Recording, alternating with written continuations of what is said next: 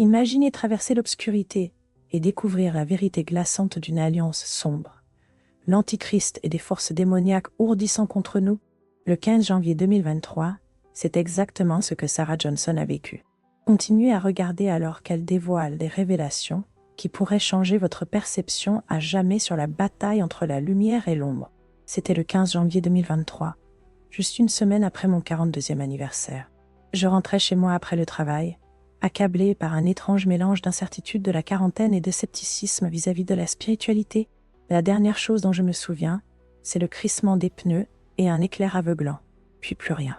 Alors que je dérivais dans ce vide infini, je pris conscience d'un silence glaçant qui m'enveloppait. Je sentais le poids de mon existence s'évaporer, remplacé par une clarté surréaliste.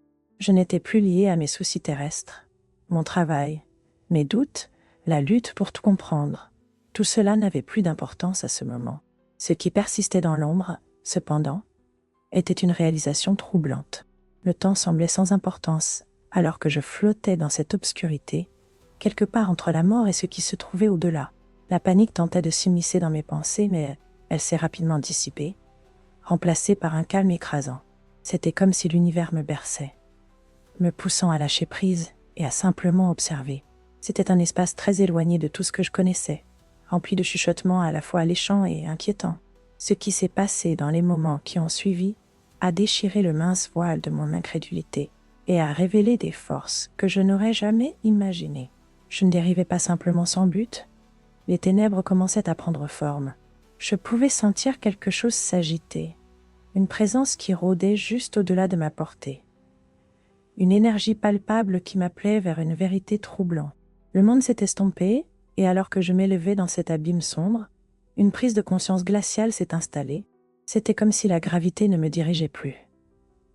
Je me sentais sans poids, suspendu dans un silence qui me terrifiait et me réconfortait en même temps. Je prenais conscience de mon existence d'une manière que je n'avais jamais expérimentée auparavant. Je n'étais ni ici ni là, mais je me sentais totalement vivante. Dans la suite des événements, les médecins ont confirmé que j'avais été cliniquement morte pendant 6 minutes. Mon cœur s'était complètement arrêté. Je me souviens que cette réalisation frappante s'est ancrée dans mes os. J'avais franchi un seuil que la plupart des gens n'atteignent jamais, et je luttais encore avec les implications de cela. Juste au moment où la panique commençait à se cristalliser, quelque chose a changé. Soudain, une vague écrasante de peur m'a enveloppée, me tirant dans une étreinte glaciale. Mon cœur battait la chamade, et pourtant, au milieu de cette terreur, je ressentais un calme indescriptible m'envahir. C'était une juxtaposition déroutante, un rappel de ma mortalité associé à une paix inexplicable. J'étais entraîné dans une dimension ombreuse, quelque chose de si étranger que chaque frisson de peur était rapidement remplacé par une curiosité troublante. Ce que je vis ensuite dépassait l'entendement. Une assemblée qui allait changer tout ce que je pensais savoir sur le bien et le mal. En m'efforçant de me concentrer, les ombres prirent forme. Une présence troublante dominait la scène, entourée de figures vacillantes qui semblaient brouiller la frontière entre mythe et réalité. À ce moment-là, je compris que j'étais aux portes d'une révélation si profonde qu'elle menaçait de déchirer le tissu même de ce que je croyais être. Je me trouvais dans un royaume faiblement éclairé, plongé dans l'obscurité et rempli de chuchotements qui me glaçaient le sang. Mon environnement semblait vivant, presque vibrant d'une force invisible alors que je flottais au bord de quelque chose d'incroyablement sinistre. Devant moi se tenait une figure imposante, l'Antéchrist, vêtu d'ombre et flanqué d'entités démoniaques grotesques, dont les formes tordaient et se contorsionnaient de manière troublante. C'était une vision qui m'ébranla jusqu'au plus profond de mon être, éveillant une terreur sans pareille. Ce qui me stupéfiait le plus, c'était l'énergie malveillante qui bourdonnait dans l'air, épaisse et peu pesante, comme une tempête prête à libérer sa fureur. Chaque démon semblait pulser en synchronisation avec un ordre glaçant, leurs yeux scintillant d'intention. Je pouvais percevoir leur malveillance non seulement dans mon esprit, mais dans l'air même autour de moi, m'enserrant comme un étau. Mes instincts criaient à fuir. Mais au lieu de cela, je restais figé, pris dans une étreinte de terreur et de fascination, alors que j'étais attiré plus profondément dans leur sombre congrégation. Dans cet espace hanté, la clarté émergea au milieu du chaos. J'eus une vision alarmante qui se déploya comme un plan sinistre. Une réunion pour discuter des tactiques contre l'humanité. Je vis leur complot se dérouler, un plan orchestré pour exploiter la peur, semer la discorde et provoquer le chaos. Chaque révélation transperçait mon scepticisme, défaisant les croyances profondément ancrées sur la nature du mal, auquel je m'étais accroché si longtemps.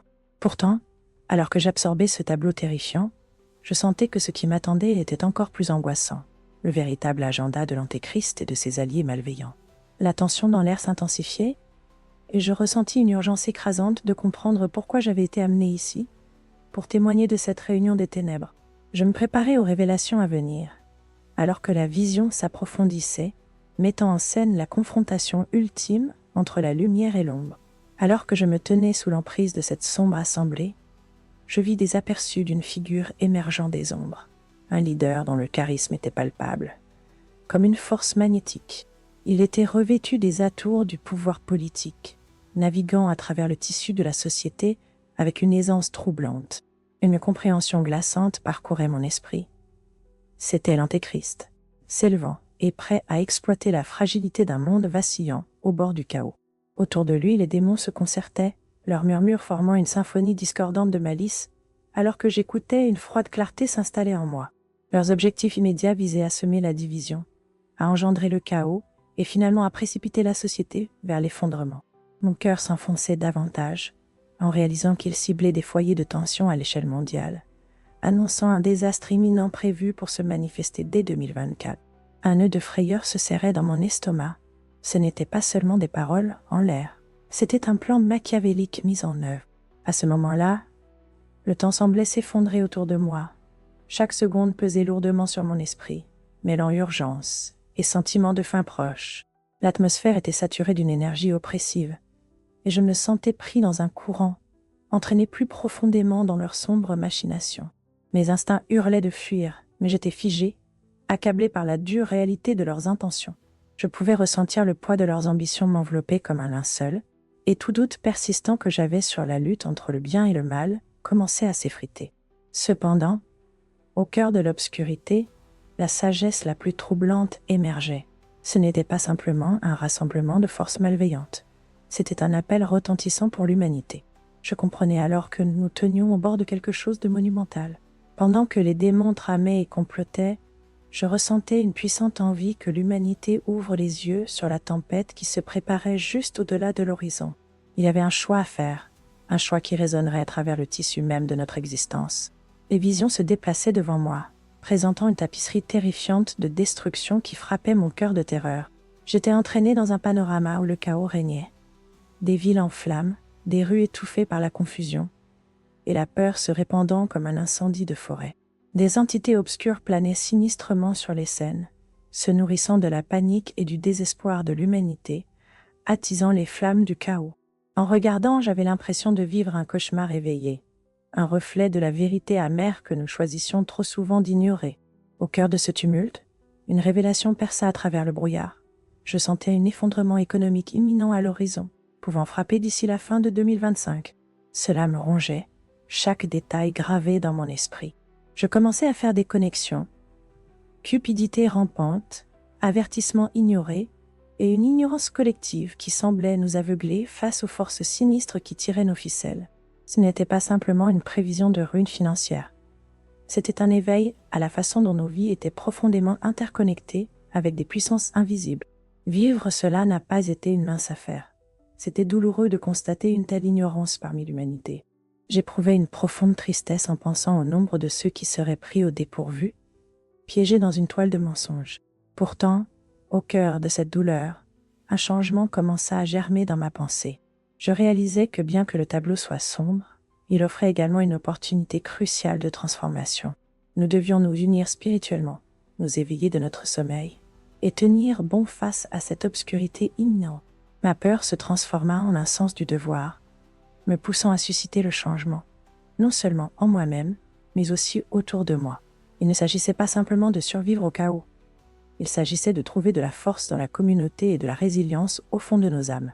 Malgré mon scepticisme persistant, je ressentais une responsabilité profonde de partager cette connaissance, d'éclairer les ombres qui nous menacent tous et de plaider pour la solidarité dans nos parcours spirituels. L'espoir scintillait au loin, m'incitant à continuer, me rappelant que même au milieu du désespoir imminent, un chemin vers l'autonomisation s'offrait à nous. Un chemin que nous pourrions tracer ensemble si nous choisissons d'écouter les avertissements qui se présentent à nous. Alors que j'émergeais des griffes de l'obscurité, je portais non seulement la peur, mais un message résolu. Notre résilience spirituelle est notre plus grande arme. En me réveillant à l'hôpital, tout avait changé en moi. Les odeurs stériles, le bip des machines, et les visages inquiets de mes proches semblaient être un écho lointain, éclipsé par le poids de mon expérience. Je luttais encore avec l'énormité de ce que j'avais vu, mais cela éveillait en moi un besoin ardent de partager ce que j'avais appris. Je réalisais que pour combattre les forces obscures que j'avais rencontrées, nous devions cultiver notre conscience spirituelle. Ce ne sera pas facile, mais nous pouvons nous armer. Cela commence par la prière communautaire. Nous rassembler, même virtuellement, en alignant nos intentions vers la lumière, l'espoir et la protection contre la négativité. Chaque souffle de prière peut servir de bouclier, rassemblant nos énergies dans la solidarité. Ce n'est pas qu'un assemblage de mots, il s'agit de créer une force collective qui ne peut pas être facilement ébranlée. Ce parcours n'est pas seulement une préparation face à une menace imminente, c'est aussi un moyen de nourrir nos esprits. J'ai appris que partager des expériences et des idées avec les autres peut forger des liens indéfectibles. Nous ne sommes pas censés affronter ces ombres seuls. En cultivant ce sens de communauté, nous jetons les bases pour élever les uns les autres, pour inspirer la force même dans les heures les plus sombres. Je vous exhorte tous, cherchez ceux qui partagent votre parcours, que ce soit à travers des groupes de discussion, des cercles d'études ou de simples conversations autour d'un café. Construisons des réseaux de soutien qui peuvent résister à n'importe quelle tempête. Je partage cela non seulement par peur, mais comme un phare d'espoir. J'ai ressenti le poids de cette obscurité, et me tenant de l'autre côté, je veux que vous sachiez qu'il existe une lumière que nous pouvons nourrir. Une lumière capable de percer les ombres les plus suffocantes. Chaque acte de bonté, chaque moment de rassemblement, renforce notre résilience spirituelle face à ce qui nous guette. Armons-nous de connaissances et de connexions. Ensemble, nous pouvons illuminer des chemins là où le désespoir s'installerait autrement. Si mon histoire a résonné en vous, je vous invite à vous abonner, aimer et partager cette vidéo avec ceux qui en ont besoin. Unissons-nous, unis dans la connaissance et le but pour le chemin à venir. Merci de faire partie de mon parcours, Amber. Faisons briller la lumière dans les ombres qui menacent notre monde.